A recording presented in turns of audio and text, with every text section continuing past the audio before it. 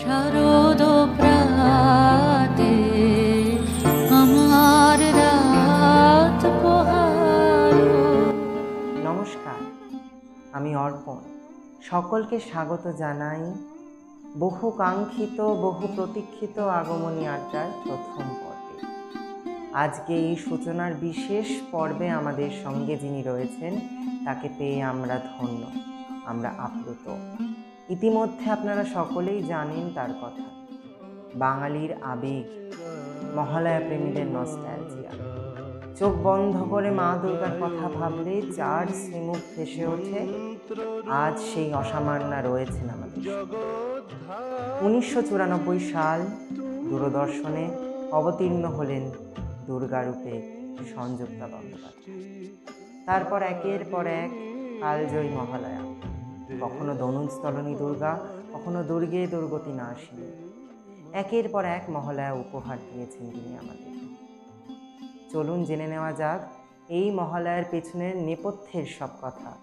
তাই আর বিলম্ব না করে ডেকে নেব আজকের বিশিষ্ট অতিথি নৃত্যশিল্পী সংযুক্তা বন্দ্যোপাধ্যায়কে। স্বাগত দিদি। নমস্কার। আমাকে এই অনুষ্ঠানে আগমন জানানোর জন্যে আমার অনেক ধন্যবাদ এবং আমাদের সকল দর্শকবৃন্দকে অনেক অনেক অভিনন্দন এবং শারদীয়ার শুভেচ্ছা।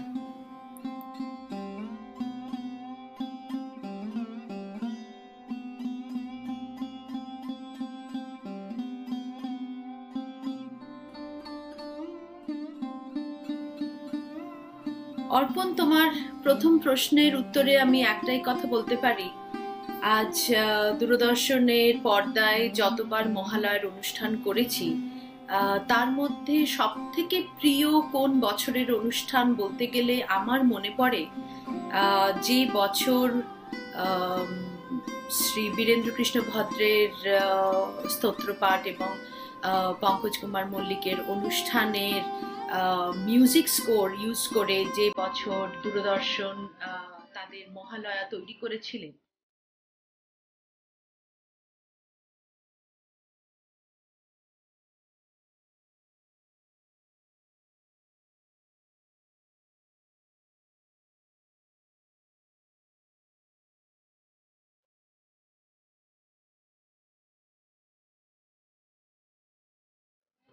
ঈশ্বরের আশীর্বাদ ছাড়া আমি কিছু বলতে পারি না, এটা আমার কাছে একটা বিশাল ব্লেসিং। প্রত্যেক বছর যতবার মহালয়া হয়েছে এবং পরবর্তীকালে যখন দূরদর্শন কেন্দ্র কলকাতা ওনার জন্ম শতবার্ষিকী উপলক্ষে এই অনুষ্ঠানের মিউজিক স্কোর ইউজ করে আমাদের পিকচারাইজেশনের সঙ্গে কম্বাইন করে মহালয়া হয়, সেই বছরের মহালয়ার অনুষ্ঠান আমার কাছে সারা জীবনের জন্য সব থেকে বেশি স্মরণীয় এবং সব থেকে বেশি গুরুত্বপূর্ণ।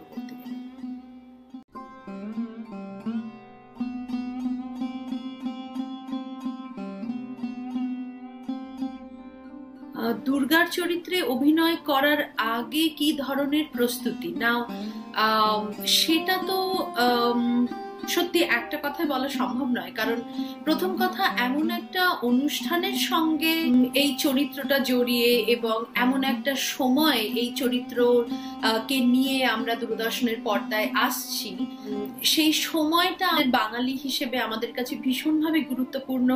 একটা মারাত্মকভাবে নস্টালজিয়া কাজ করছে, একটা ভীষণ ইমোশনাল সেন্টিমেন্টাল ভ্যালু, যেখানে আমরা দেখছি মাকে ঘরের মেয়ে হিসেবে আসতে, এদিকে সেই মাই কিন্তু দুষ্টের দমন করছে। আমি আমার প্রিপারেশনের কথা বলতে গেলে যেটা বলতে পারি, প্রথম কথা, আমি স্ক্রিপ্টটা নিয়ে পড়া, আলোচনা এবং যারা স্ক্রিপ্ট রাইটার তখনকার দিনে আমাদের মহালয়ার সময় করেছিলেন, তারা বিশিষ্ট পণ্ডিত এবং বিশেষজ্ঞ মানুষেরা, তাদের সান্নিধ্যে এসে চরিত্রায়ন এবং যে কনটেক্সটে তারা লিখছেন স্ক্রিপ্টটা, সেইগুলো বোঝা এবং সেই অনুযায়ী কাজটাকে নিয়ে এগোনো, সেটা হচ্ছে প্রথম। এবং সেকেন্ডলি হচ্ছে দুর্গার চরিত্রে আমি কখনো মহিষাসুরমর্দিনী করছি, কখনো শুম্ভ নিশুম্ভ বধ করছি বা মধুকৈটভ হচ্ছে। সো এইগুলো যেগুলো ডিফারেন্ট পার্সপেক্টিভ দেখাচ্ছে, কখনো সে মহালক্ষ্মী, কখনো মহাসরস্বতী, কখনো আদ্যাশক্তি মহামায়া, তার যে সত্য রজ তম গুণের যে ভেরিয়েশনস গুলো, তার যে গুণা, যে অ্যাটিটিউডস গুলো, সেইগুলোকে বোঝা এবং সেই অনুযায়ী মুভমেন্ট গুলোকে ইমপ্লিমেন্ট করা, কম্পোজিশনটাকে সেইভাবে তৈরি করা। এখন আমি যখন কালীর চরিত্রে অভিনয় করছি, সেইটার যে অ্যাপ্রোচ বা অ্যাটিটিউড হবে সেটা নিশ্চয়ই দুর্গার চরিত্রের সঙ্গে কিছুটা ফারাক থাকবে। তার একটা তারতম্য আছে দুটো চরিত্রের। এবং কেন তিনি মহাকালী, কেন তিনি আদ্যাশক্তি মহামায়া, কেন তিনি মহাসরস্বতী, সেই জিনিসগুলো বোঝা পড়া। তাছাড়াও আমাদের যারা ধরুন ডিরেক্টোরিয়াল কাজেতে থাকতেন, তাদের সঙ্গে আলোচনা করা, তাদের ভাবনাটা কি এবং তারা কিভাবে এই অনুষ্ঠানটাকে, এই যে স্ক্রিপ্টিং এবং মিউজিকের মাধ্যমে কিভাবে তারা ফুটিয়ে তুলতে চাইছেন, তাদের ভাবনাটা কি। তো এটা ঠিক আমার একার ভাবনা বললে হবে না, এটা অনেক মানুষের কাজের ফলস্বরূপ আপনারা দেখছেন একটা দুর্গার চরিত্র। সো আমি এই ক্রেডিটটা পুরোটা নিজে একা প্রিপেয়ার করেছি বললে একেবারেই ভুল। আমি তাদের সহচার্যে এসে, তাদের সঙ্গে শিখে, তাদের থেকে শিখে কাজটা তৈরি করার চেষ্টা করছি।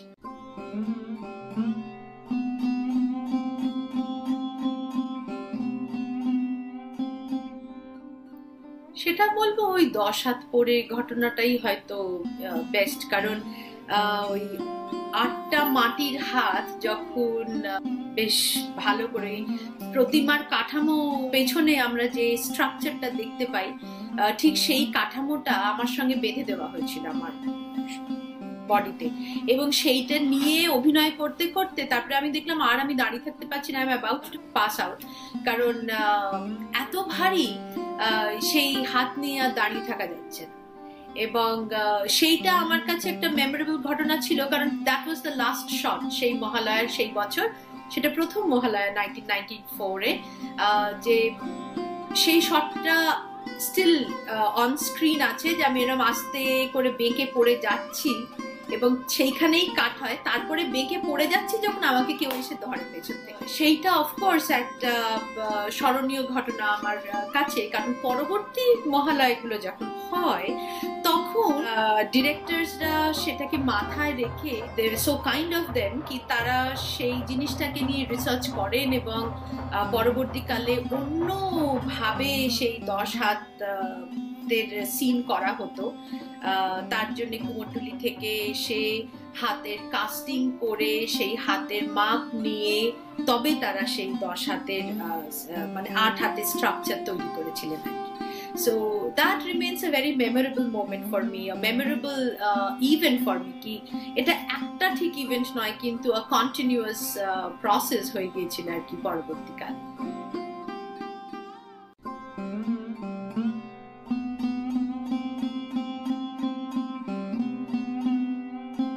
শুধু দুর্গার চরিত্রে অভিনয় করার জন্য আমি বলবো না, তবে বলবো যে কোনো পুরাণিক বা পৌরাণিক চরিত্রে অভিনয়ের জন্য ইন্ডিয়ান ক্লাসিক্যাল ডান্স ফর্মের ট্রেনিংটা একজন আর্টিস্টকে অনেক হেল্প করে, অনেক কাজটা করার আন্তরিকতাটা সেখান থেকে অনেকটা বেশি। পোর্ট্রেল অফ দ্য ক্যারেক্টার্স, প্রত্যেকটা ক্যারেক্টারের নুয়ান্সেস, সেটা একজন আর্টিস্টের কাছে অনেক সহজে ধরা পড়ে। এবং সেই কারণেই আমি নিজে একজন ক্লাসিক্যাল ড্যান্সার হিসেবে আমার মনে হয়েছে এই জিনিসটা একটা খুব খুব গুরুত্বপূর্ণ ট্রেনিং একজন আর্টিস্টের জন্য। এই ধরনের চরিত্রে কাজ করবার সময় যে শিক্ষা, যে প্রশিক্ষণ, যে স্কিল লেভেল একজন আর্টিস্ট নিয়ে কাজটা করতে আসে, তাতে বোধহয় তার চরিত্রায়নটা করাটা অনেক সহজ হয়। মানুষের কাছে পৌঁছে যাওয়ার সুযোগ বোধহয় আরো বেশি, because of the technicalities that a dancer gets to learn a classical dance form training এর জন্য, সেটা যে কোনো dance form।